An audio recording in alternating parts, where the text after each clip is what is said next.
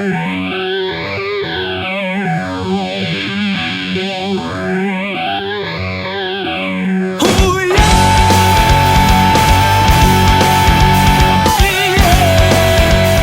up, guys? This is Hans from the Eclectic Podcast, and today we're going to be taking a look at the Transformers masterpiece MP-29 Destron Laser Wave.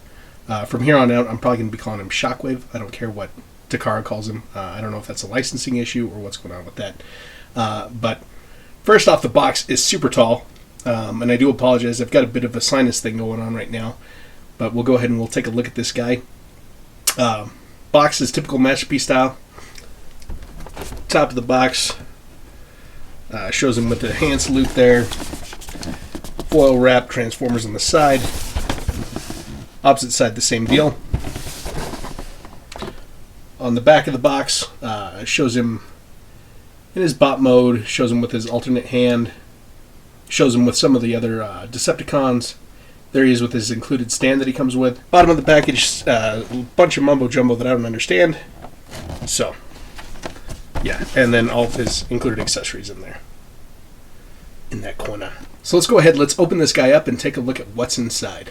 So here he is out of the package, and he looks pretty good, I gotta say.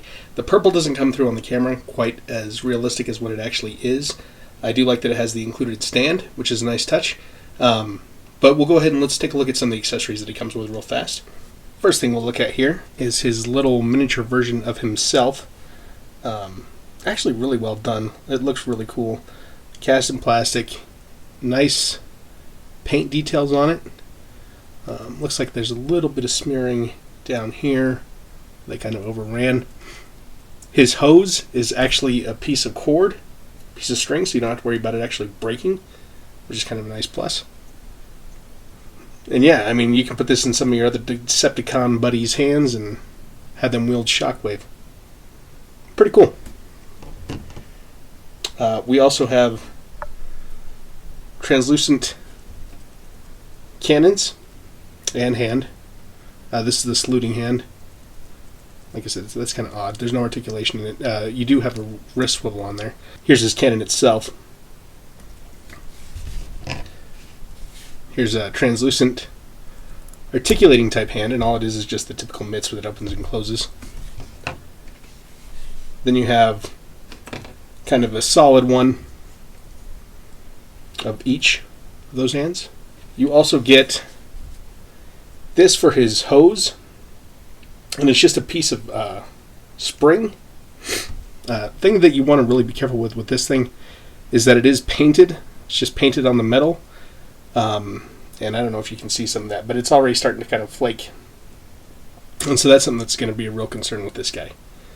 You got to be careful with that, but kind of a cool idea. I like the concept. I just don't know how well it's actually going to work in the future, or how well it's going to hold its paint. But yeah, we also have a spec card. Nice artwork on the front. Back, we just have his tech specs.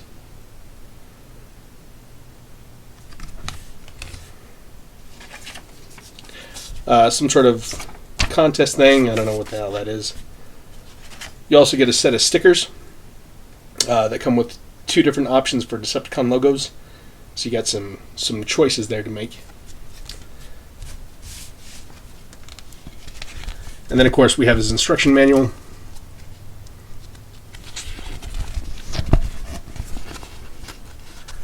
Nothing too, I guess, kind of out of the ordinary for Masterpiece.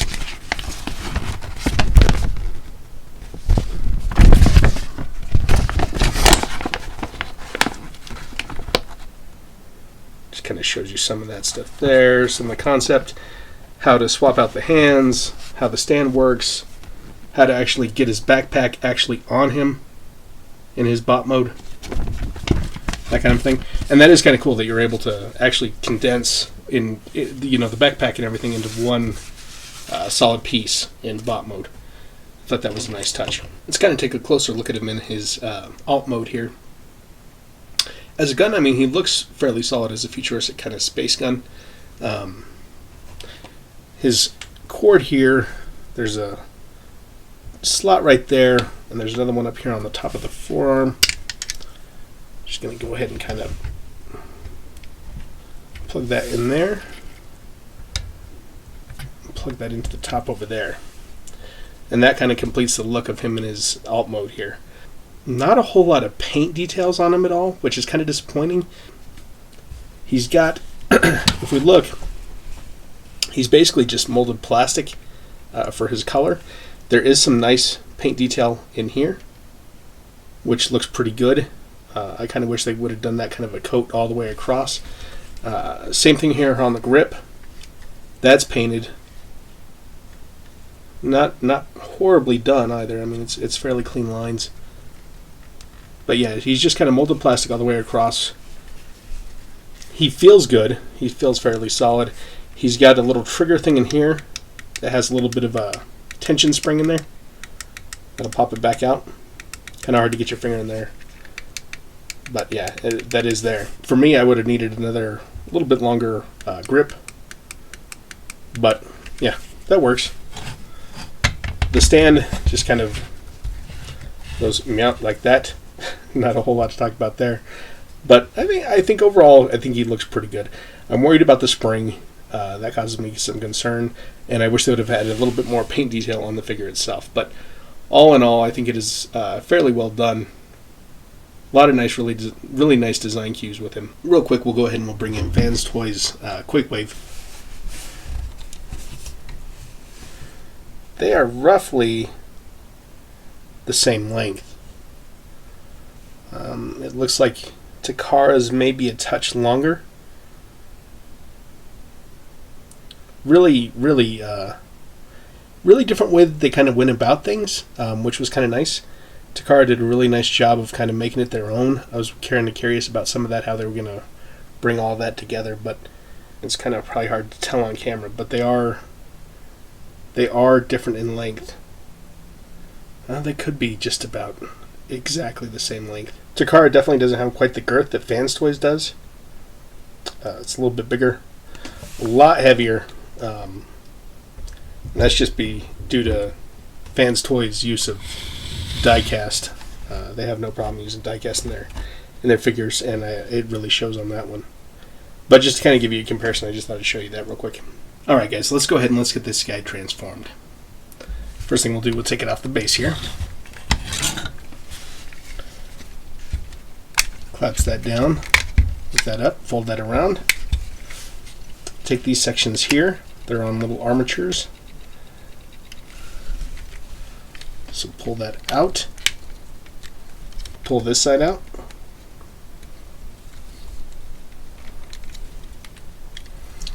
And then you can detach the arms from there.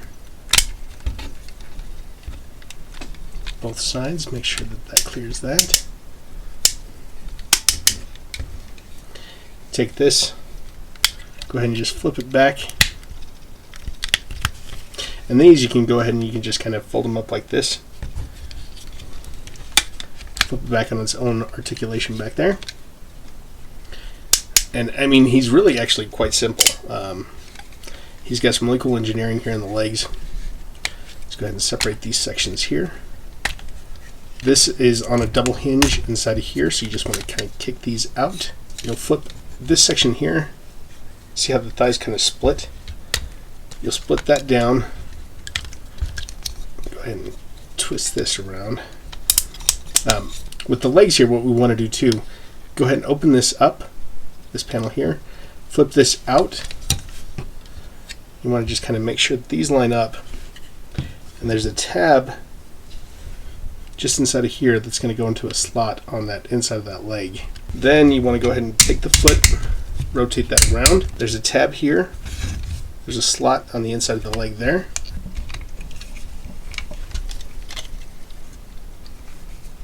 Just rotate that around because you want the grip on the outside. Same thing on this side, we're going to do the same deal. First off, we can go ahead and we can take this part here, flip this out, flip this down, rotate that foot around after that's clear. Take this section again, slot on the inside, tab on the outside. pretty ingenious, actually, with the engineering on these legs. I actually thought I was very impressed with that. I thought it would be a lot tougher. I was kind of curious how they were going to do that, and they did a great job with that. Take this section right here, fold that up in there, and then you can pull that down, bring up his head.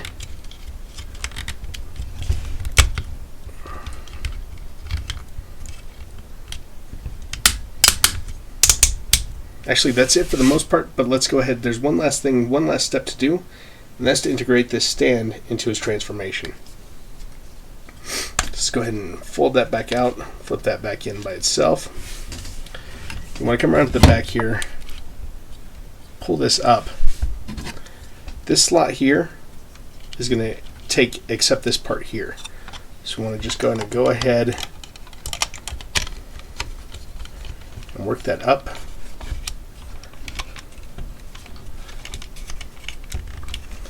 It's got to be just so in order to get it going right.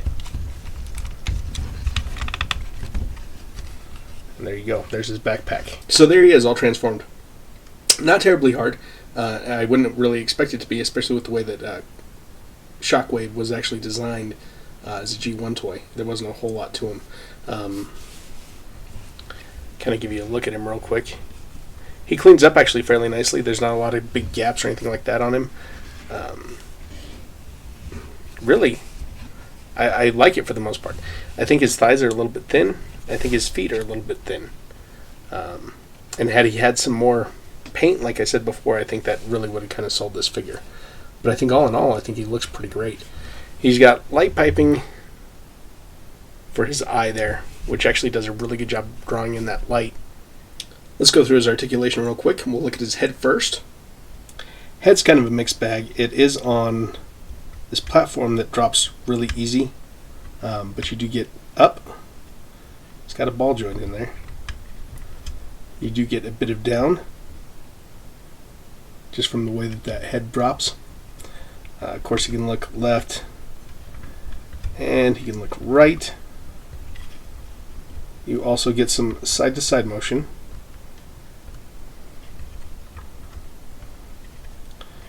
And, I can't say enough about that light piping. I mean, that's really impressive. They did a great job with that. Onto his arms. And go full 360 around. They got heavy ratchets up there. You do have elbow that'll get you a little bit better than 90 degrees, but not by much. You also have bicep rotation up there at the top.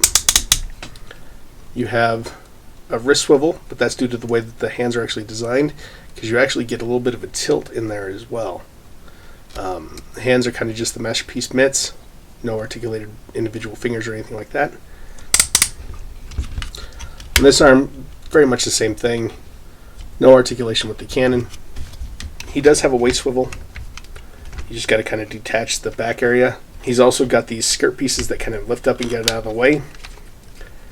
So thighs, heavy ratchets going forward. That'll get you about that far forward. Going back, because of the back kibble, you'll only get about that far. Knee bend, just about to there. So not super great. You do have an upper thigh swivel. No rotation at the knee. And then for the feet themselves, they actually have a tilt and rockers. So you do actually have pretty good articulation in that foot. All in all, not too bad. The thighs really they hold their poses fairly well. Because of how small his feet are, you have to have both feet on the ground, so you can't get him in the super dynamic poses where he's doing a high kick or anything like that. But you can get it done. You can get a job done with this guy. Unfortunately, the tension up there in the thighs too are not the strongest, so he tends to slip on his own, which kind of sucks. He does have die-cast feet, just so you're aware of that. But that's kind of disappointing that his thighs are the kind of his weakest link. His thighs and his feet being a little bit too small. But I think his articulation's there, and it does what it needs to do. And the arms to swap them out there, or the hands to swap them out, is really easy. Do the translucent one.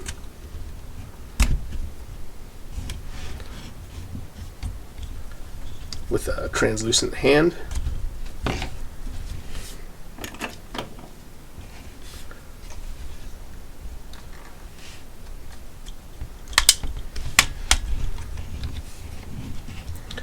Which I think that looks really cool like that.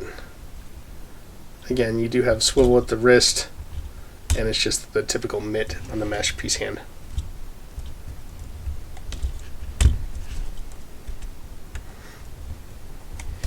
And then he does have one other hand type that he came with, and that was this flat hand, which I suppose you can get either he's blocking the sun or he's giving a salute to Lord Megatron. Real quick, we'll also go ahead and we'll peg in his gun, just so you can see how he would carry that, although that's kind of weird that he's holding himself. Oh, come on. It's a little awkward getting it in there, but he can hold his gun just fine. That's kind of cool. Him carrying himself, I suppose. Kind of weird, right? Yeah? No? Maybe? But yeah. Holds it just fine. Holds it like a champ. Real quick for size comparison. Fans Toys Quakewave. He is much bigger of a bot. He's also much more, I think, intimidating in kind of his sculpt. I mean, they both look good, don't get me wrong. I really think Fans Toys did a great job. I think Takara did a great job with their design cues. I think Takara's does a really good job of holding true to the original character in a lot of ways. I think he's kind of got his small sides. And I think Fans Toys just did a knockout job with theirs. And that's kind of the ultimate question, right? Which one should you get? And that's a tough call. For me and my money, obviously I bought both. But I don't know. I like Takara. I really do. I think this is probably one of their better bots they've done in a while. Minus the paint. I wish they would have done some paint applications on this guy. But, however, saying that, yeah, I'd say Fans Toys is still a better buy if you can get him. His height is good. His scale's great. His feet, I guess, I mean, looking at his legs, being how thick and bulky they are, I could see why, it wouldn't be so bad to have something a little bit smaller, but this is almost too small, how big those two are side by side. These, like, this section up in here, I really like. Really good job here. I enjoy that. This down in here, not so much. This is almost too weak for what this is supposed to support. The feet are way too small for trying to support this figure. It is a good thing that they are die cast, but this through here, just this section is bad. Bad, bad. Everything else is great.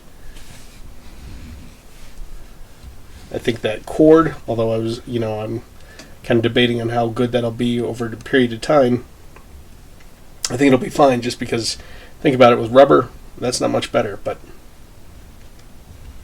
there's some really excellent design cues here. It's tough because Fans Toys has already come up with such a great figure.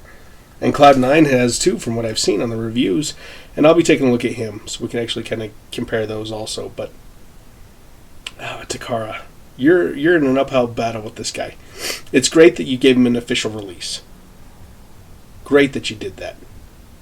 You needed to step up the game a little bit more. You really got to start stepping it up with these third-party companies. And I know that you are the originator. You are the creator. But there's just things that you've got to do, and you've got to put a little bit extra effort into. Do I think he's worth a buy? That's the ultimate question. And I would say yes if you don't have Fans Toys or Cloud9's Shockwave. If you don't have either one of those and you're really itching to get one, get this one. It's great. But when you have them side by side, you're not going to like it so much. So, I mean, that's kind of my take on it. I do think it's worth a buy, only if you don't have any other one and you really want Takara's. Just because that's a Get Fans Toys or Clouds 9s. I mean, either way, you're set. But, anyways, guys, thank you for watching. Peace out, and we will talk to you soon. Bye.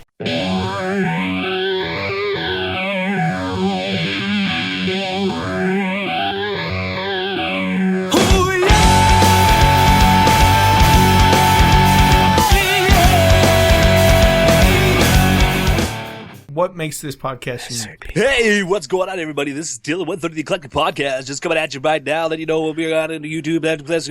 You know what I'm saying? Yeah, come on back now. Be the third subscriber. You get absolutely nothing. Thank you so much. And please listen to the Eclectic Podcast because we are amazeballs.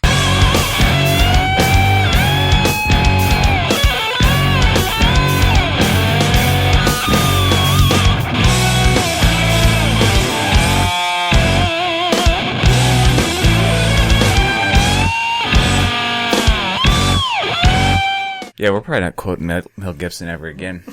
If you want to listen to lizard people or hear all about lizard people, lizard people, let them go, lizard people.